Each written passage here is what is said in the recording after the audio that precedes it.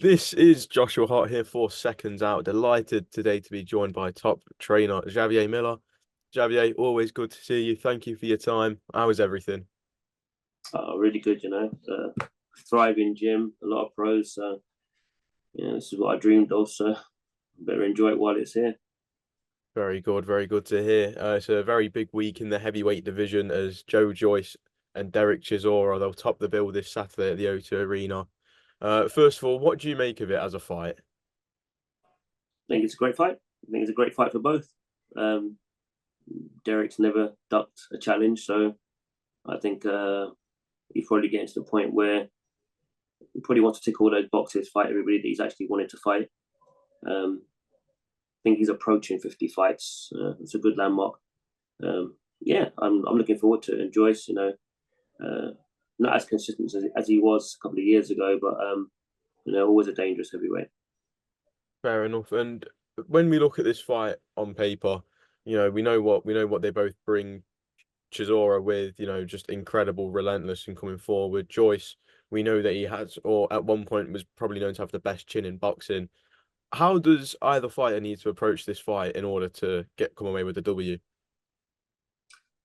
You know what you're going to get with Derek.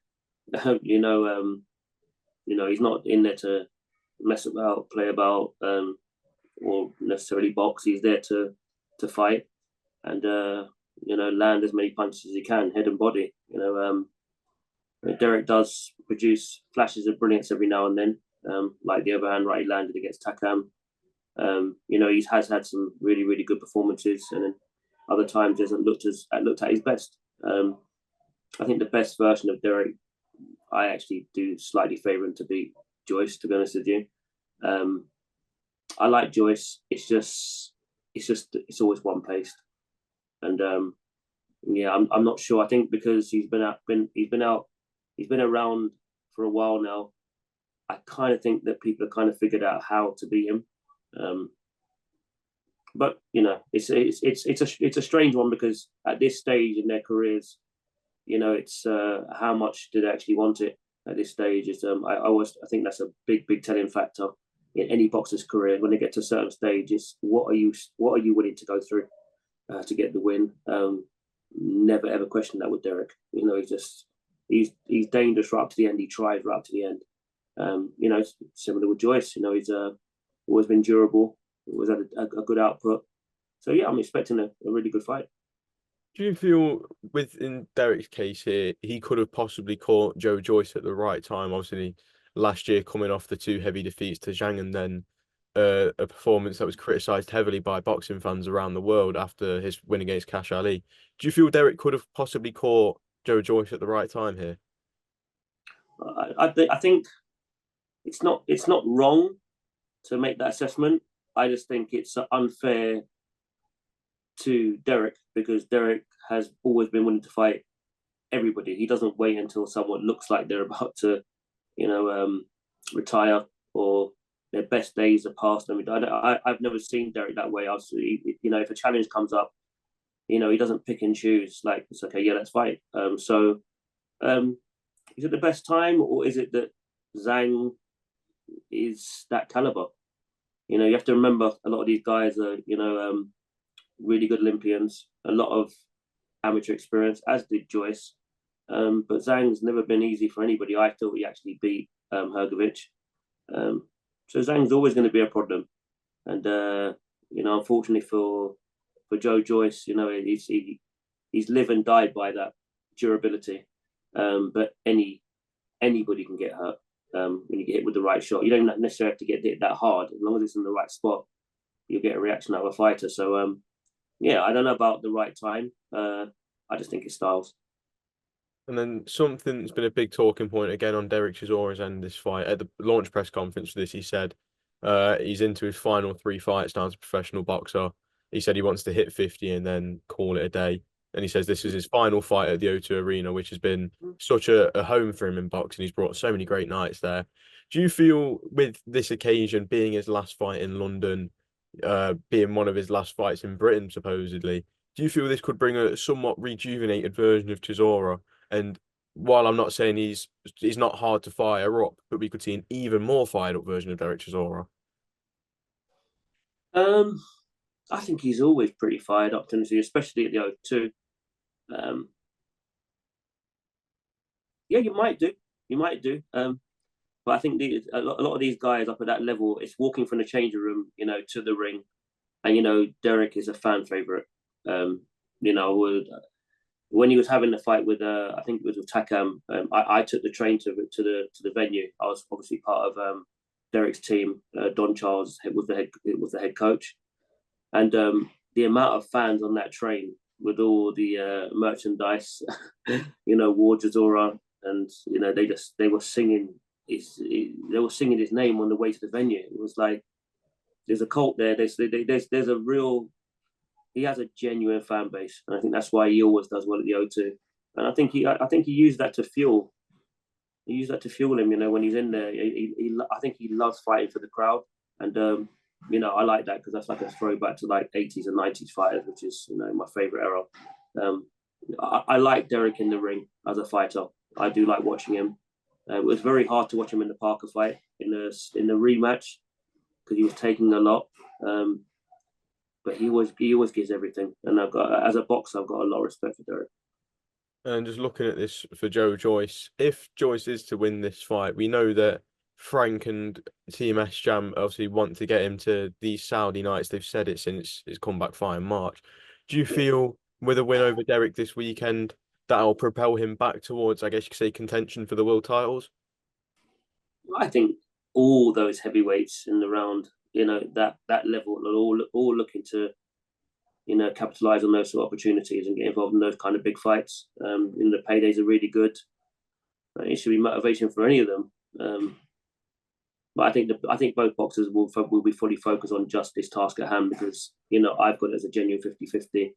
And they're probably seeing it the same way. And that they're both tough guys, and it's who turns up on the night. And just finally on Joyce Chisora, if I was to push you for a final prediction ahead of Saturday night, who would you lean towards and why? Hard one.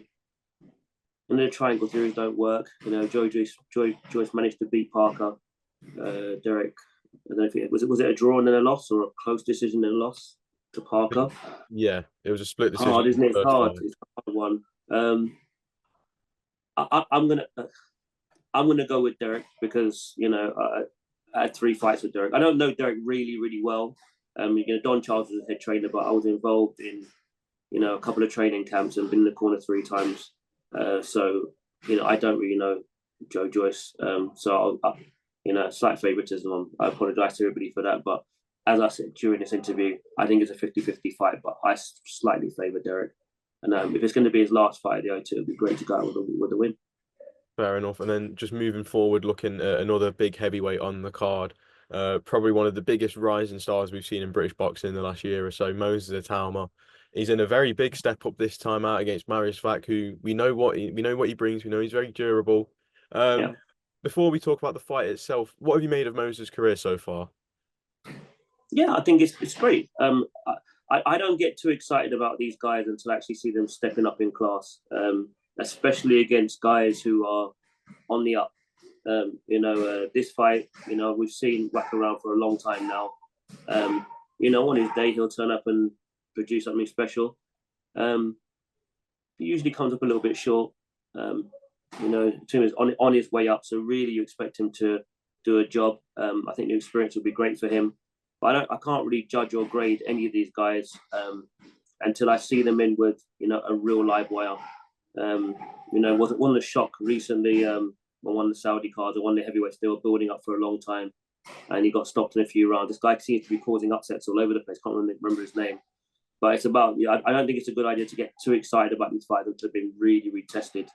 So I'm looking forward to watching all of them because, as I said in a couple of previous interviews, the current heavyweights that we've got, and they've been gracing us for the last 10, 15 years, they are all on their way out, and we're all looking towards the next batch. And that's something to get excited about because we remember when those guys were coming through. I remember going to watch Dillian in maybe his 5th fight with Don.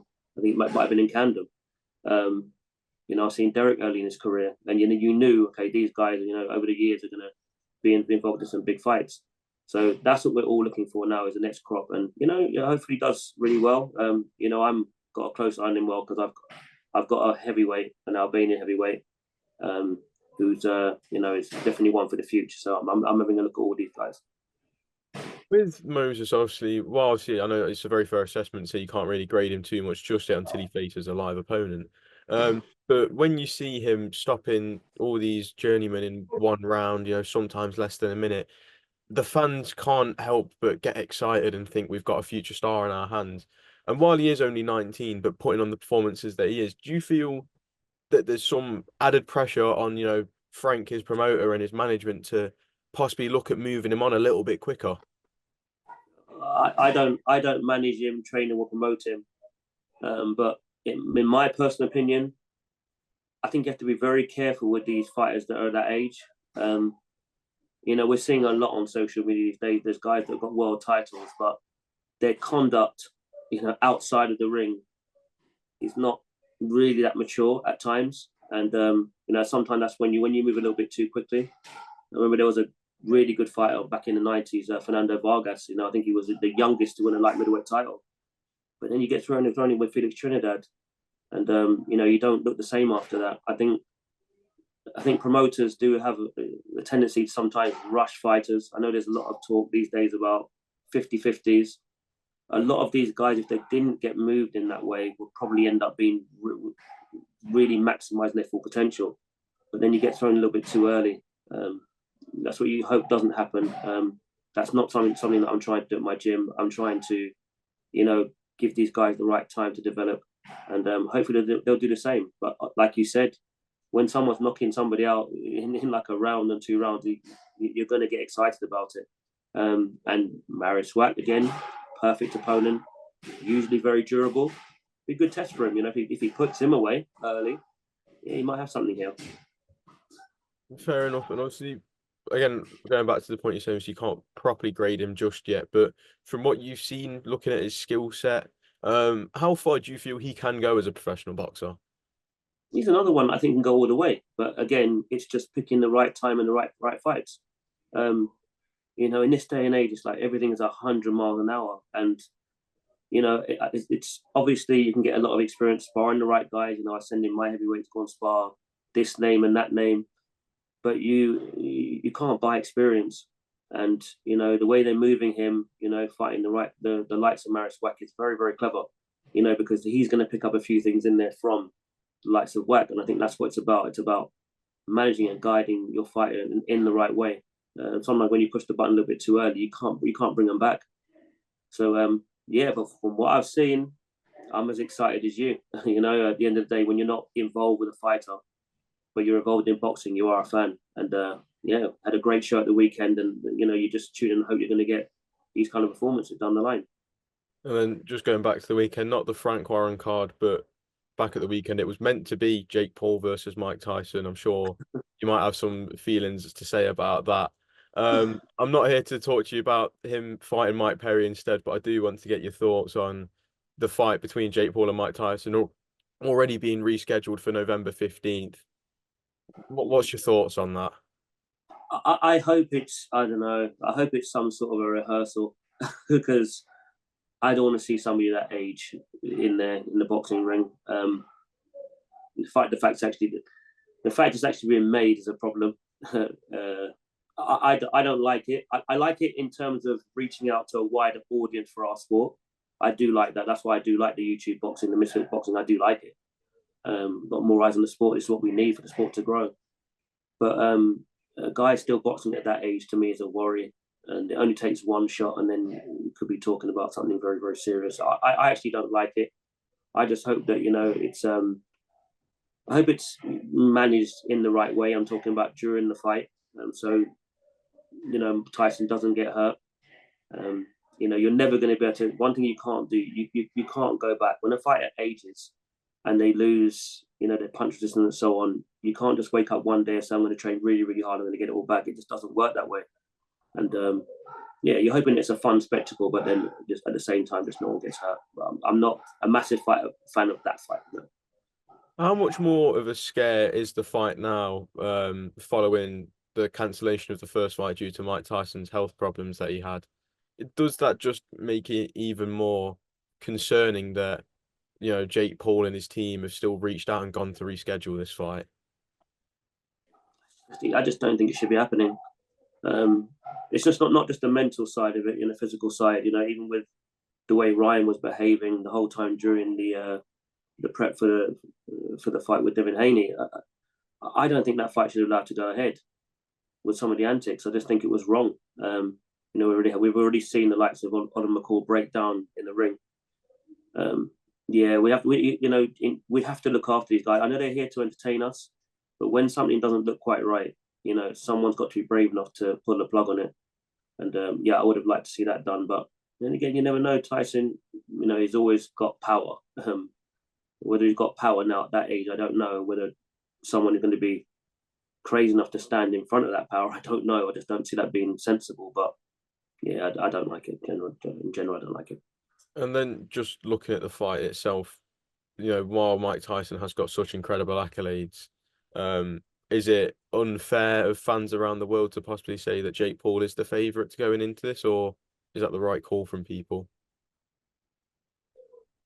I think it's strange that anyone's making a call at all, to be honest with you. But Jake's been active, young guy, and credit to him, he's the one that's getting in the ring and putting these performances. So it's okay if some people on the outside, I laugh and a joke about it, but he's brave enough to get in there and have a go. He can easily get clipped as well and go over. But he's brave enough to do it, and he's given a lot of professional fighters a lot of opportunities. So I've got a lot of respect for him in that regard. I like what he's doing. I just don't like this fight. Fair enough. And then if we do make it to fight night, obviously there's always the saying of just having a puncher's chance. Does Mike Tyson have more than just a puncher's chance going into it? No, I don't see him having a chance in the fight at all. No, don't see it. I think it's a bad. Fair enough, Xavier. Thank you very much for your time as always. Always a pleasure to catch up with you. And I'm sure we'll speak again very soon. Thank you. No problem. Take care. See you soon.